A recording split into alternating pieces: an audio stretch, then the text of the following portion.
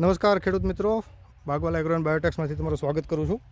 આજે આપણે આવ્યા છીએ દિહોર ગામે અને અહીંયા તમે જોઈ રહ્યા છો ડુંગળીનો પ્લોટ. અમારા ખેડૂત મિત્ર શક્તિસિંહે આમાં ઓનિયન કીટ અને બાગમૂલ પાવડર એનો ઉપયોગ કરેલો છે. તો અત્યારે દરેકમાં ઉપયોગ થઈ ગયો છે એટલે વેરિએશન જોવા મળતું નથી, પણ શક્તિભાઈનું કહેવાનું એવું છે કે ભાઈ પહેલી વાર જ્યારે અડધામાં અમુક જગ્યા ખાલી મૂકી ત્યારે અમને ઝાઝો એવો જોઈ શકાય એવો તફાવત મળ્યો હતો જોવા. તો નાનો રિવ્યૂ લઈ લઈએ કે ભાઈ ઓનિયન કીટ અને બાગમૂલથી પાયા અને ન પાયેલી વસ્તુમાં ક્રોપમાં પાકમાં આપણને શું ફેર પડ્યો હતો. શક્તિભાઈ જણાવો ને સર, શું ફેર હતો?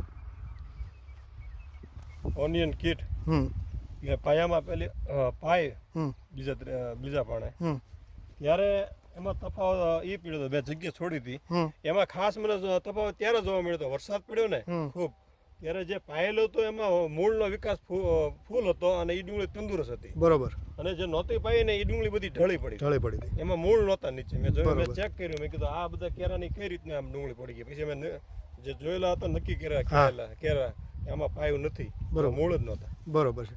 પછી પાછું એ લઈને પાછું બધામાં પાઈ દીધું. હા. પછી રિકવરી સારી મળી કે? પછી રિકવરી સારી મળી. અત્યારે તમે નજર સામે જોઈ શકો છો મૂળનો વિકાસ ભરપૂર છે. સરસ. લો, તો આ છે રિવ્યૂ ઓનિયન કીટ, બાગમૂલ અને બાગવાલા એગ્રો એન્ડ બાયોટેક્સની ટોક્યો પ્રોડક્ટના. આશા છે તમને વિડીયોથી ફાયદો થશે. ધન્યવાદ.